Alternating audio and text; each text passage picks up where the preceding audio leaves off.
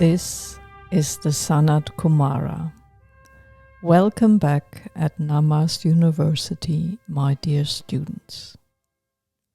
Today I will talk to you about beings in, on and off Earth in the various dimensions, which you can also meet in the Chronicles of SANAT KUMARA. With today's lecture, I would like to inspire you to make good use of your own library of mind, your intuition, logic, and creativity. You will hear a lot that is new to you. If your library of mind can't connect part of this new information to existing one, there is a knowledge gap. In such a case, you have 4 ways to react. 2 in which you just fill in the gap, and 2 in which you fight that there is a gap in your library of mind. Acknowledging the gap, you can either take in what is new joyfully, or be at least neutral about it, and store it until confirmed by someone else with more information attached, so that it gets connectable to the newly taken in and already existing information in your library of mind. The other 2 options are you feel ashamed or even guilty about what you did not know already, or, more extreme, become aggressive and refuse the information as untrue whilst attacking the messenger. The first 2 reaction patterns reflect an incarnate human being that is open-minded and that has already learned to trust itself in all dimensions completely.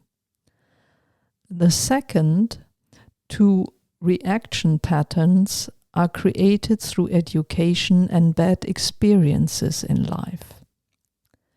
Feeling shame or even guilt of not knowing already is widespread due to the educational systems you went through. Shame or guilt do not get you any further in your own development. Let go. Learning new things is the most natural and normal every day until we reunite with the source of our creation, and that is still a very long way to go. Even I and all my colleagues in Shambhala learn new things daily. So relax, be kind to yourself, and stay on the path of constant open-minded learning. If someone has had many bad experiences with new information or presumes to know much more than she or he actually does, they refuse new information not in line with what exists in the library of mind, and some of them also attack the messenger. What I'm asking of you today is to take time to reflect on what I present. For those who want to dig even deeper, I'll give recommendations at the end. I will close today's lecture by sharing what has just taken place on the Leo full moon 2023 that makes the hearts of all members of Shambhala Council rejoice. Now we turn our attention to beings, the beings that roam the dimensions of Earth. They are plenty and have always been.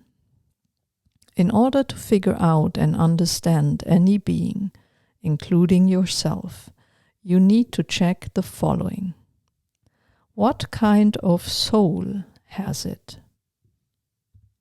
Which particular vehicle for an incarnation is it using?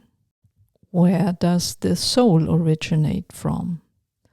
On which evolutionary path or career path is it on its journey of return to the Creator, the Creators, Source, the Divine, God, Allah, Brahma, or whoever you would want to call it?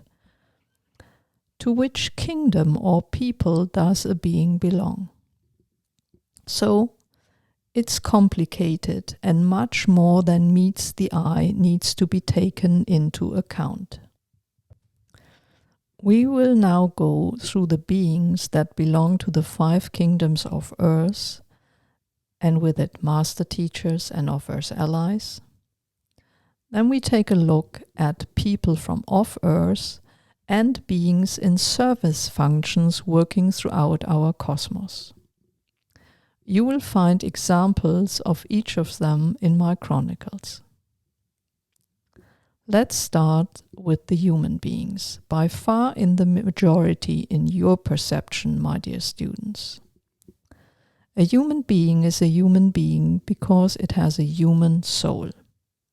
The soul makes the quality of any being, not its light or physical body chosen as a vehicle of representation in the dense physical, the etheric, and beyond.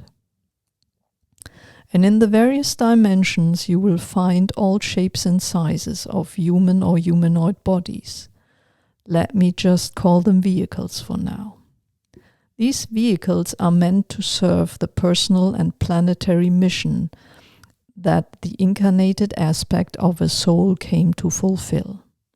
There is no qualification attached to that vehicle beyond that. Those human souls who incarnate with an aspect in or on Earth can either have Earth as their home planet or come from somewhere else, like the Pleiades, Sirius, Venus, the Orion or Cygnus constellation, or even from much further away. Many call those incarnated in the dense physical with souls originating from other planets and constellations starseeds. We in Shambhala call all who help Earth in its evolutionary development who originate from elsewhere of Earth's allies, no matter in which dimension they serve. All incarnated in the dense physical or the etheric of planet Earth are alike, as all come with a personal and planetary mission, bringing their specific skills and knowledge. Currently, about 1% of the world's population in the dense physical belongs to the group you call starseeds. Many of them feel alone and lost here, sense a pull towards a certain planet or constellation, recall lives on other planets or constellations, have dreams about it.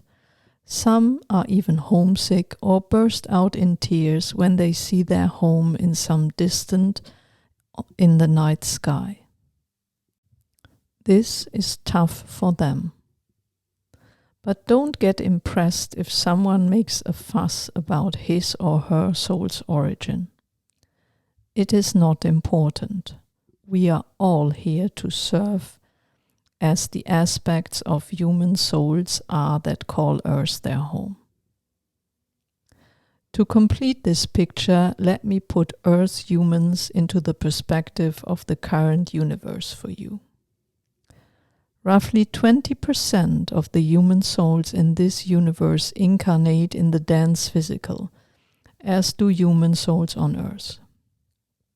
Roughly 70% incarnate inclusively in the etheric realm, or you may call it the fourth dimension. And another 10% incarnate in dimensions where frequencies, vibrations, and energy are much higher and more rarefied. I hope you got the framework now and we can move on. When a human soul has achieved the maximum possible spiritual degree of evolution in the dense physical on Earth, through one of its incarnated aspects, it moves on and has several options. One of these options is to turn around and help all those incarnated aspects of souls who are further back in their spiritual evolution and give them a helping hand. This career path is the one of the master teacher or ascended master for planet Earth. A soul that chooses to take the path of the master teacher can originate from Earth or from off Earth. Check the direction. Another career path is to become a Conri. A Conri is a soul that works with the cosmic communication system of the divine in this universe.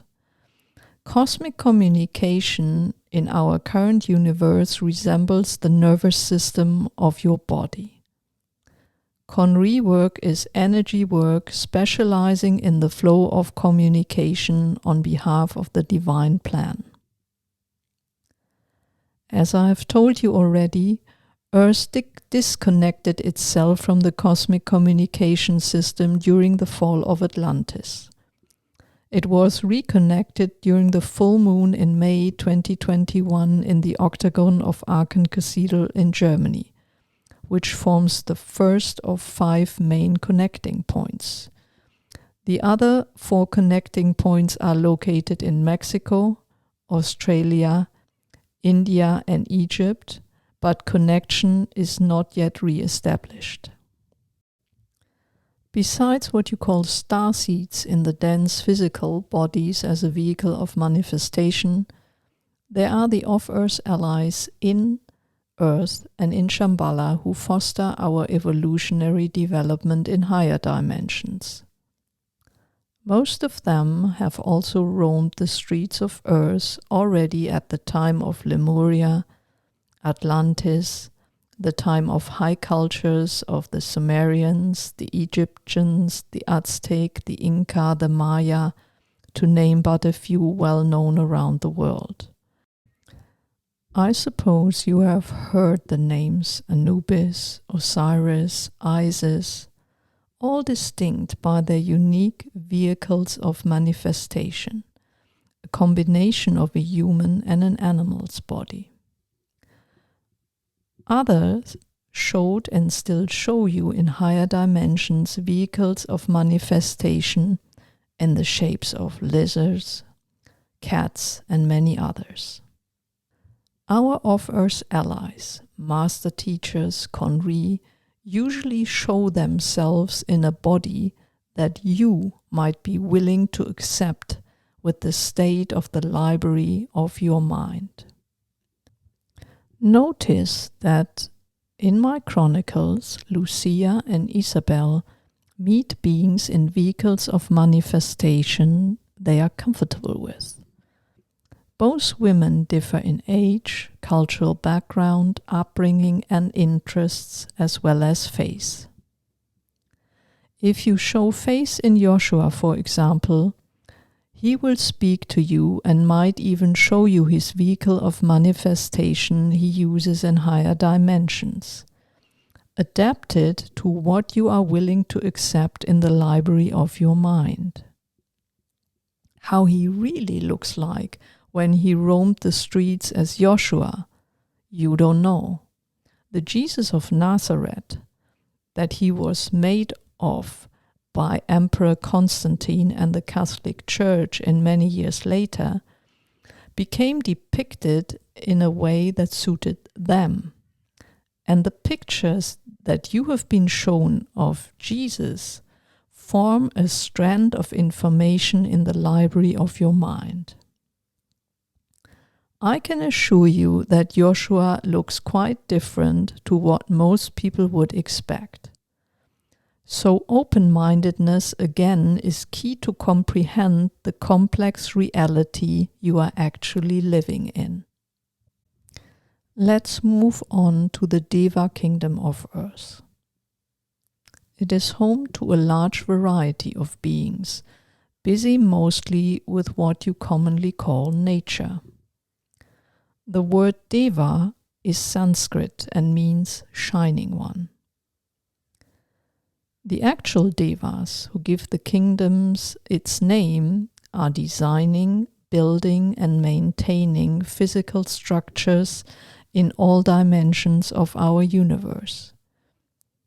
Any physical structures your eyes can see do begin in the center of our galaxy, not in the human mind.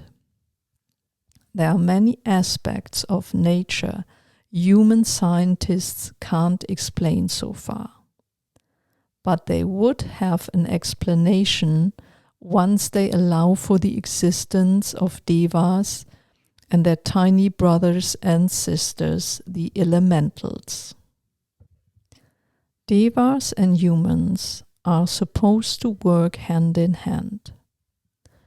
Once humans acknowledge this union again and treat devas with respect and dignity as equal partners, people and planet can go through a huge leap in development. Devas extend deeper into the primary matter of existence than humans. They are also busy in the dimensions 1 and 2. But when it comes to higher, finer frequencies, humans and devas evolve and are meant to evolve together. On Earth, however, devas got lost to the human consciousness, lost as intelligent and proactive beings. Humans and devas have different skill sets, which complement and are meant to complement each other. On the inner planes, humans and devas already work together most effectively. The more you reach out to the devas, treat them as equals, as brothers and sisters, as Lucia does, the more you begin to see them as they are and are able to work with them hand in hand. Elves are devas with one additional chakra that is protecting them against the use of words of power by humans. There are no elves on other planets, just on Earth, and this branching out and later reuniting was forced upon the Deva world when humans misused, maltreated, and also enslaved Devas at the time that caused the fall of Atlantis. Elementals are single-purpose life forms, active at a microscopic level. Your scientists call them up quarks and down quarks. Each field in particle physics, such as the Higgs field, is the vibration of one category of elementals. Also, much respected and needed members of the Deva kingdom are the angels, who guide, guard, and protect human beings, the dragons, who spread life energy through all dimensions of our universe, the unicorns, who spread joy and rainbows, and the fairies, who supervise what is going on. I am brief on them now, but I promise you will learn more about their vital work for life and its evolution later. The animal kingdom, as well as the plant and mineral kingdom, you are familiar with, at least in the forms your eyes can see, your hands can touch, your ears can hear, your mouth can taste, and your nose can smell. These beings are sacred partners of humans and devas on our planet. For example, they deliver the foundation of life in the dense physical for the human beings, but have been reduced to commodities that can be extracted, traded for money, and squeezed into the boxes of mostly selfish human needs. This must be reversed so that animals, plants, and minerals can fulfill their actual complete purpose for our planet and all who live here. Finally, there is the Khonri and Oblan kingdom. Oblan beings are enhancers and healers, making use of the chakra system of living beings. They work closely together with the Khonri on behalf of the cosmic communication system and evolve together on the journey of a return to the Creator and the Createss of all existence. Next are the people that come to Earth to serve its evolution according to the plan with their unique skills and knowledge. The Chronicles give you the Aldebaran as an example you can all relate to. The Aldebaran's home and headquarter is where the 17th and 18th dimension of our universe intersect. They give life and network to trees. So each tree you can see is given life and connection by a people from off Earth. Then there are the service functions in our universe. They include, for examples, the keepers of knowledge, the keepers of law and tradition, the kingdom of servers, and those who know such things. The keepers of knowledge preserve and communicate in a culturally accepted manner knowledge that guides individual souls, soul groups and communities to the next step of consciousness expansion. They are a living, comprehensive library throughout our cosmos. The keepers of law and tradition is a group of beings that serves as the supreme court of the universe, like the highest court in your country does. They are more often consulted for their opinion than they actually have to judge.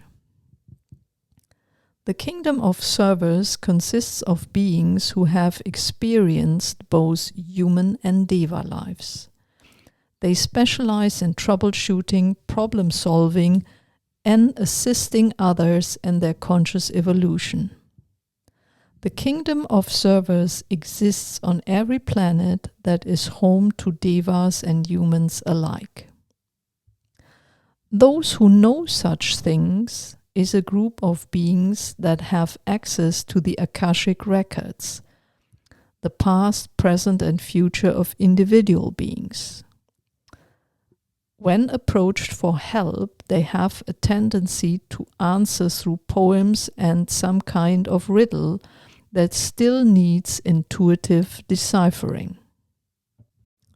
That, my dear students, was quite a lot of new information for most of you. I'm aware of that. If you put it next to the story I provide you with in my Chronicles and its directory of characters in each volume, things get even clearer. Creation is multidimensional and rather complex. There is no way around.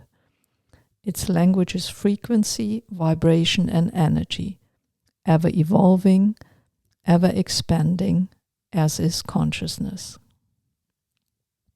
This is also true for all that happens on Earth and all that is taught. I hope I could inspire you to expand your consciousness, your library of mind.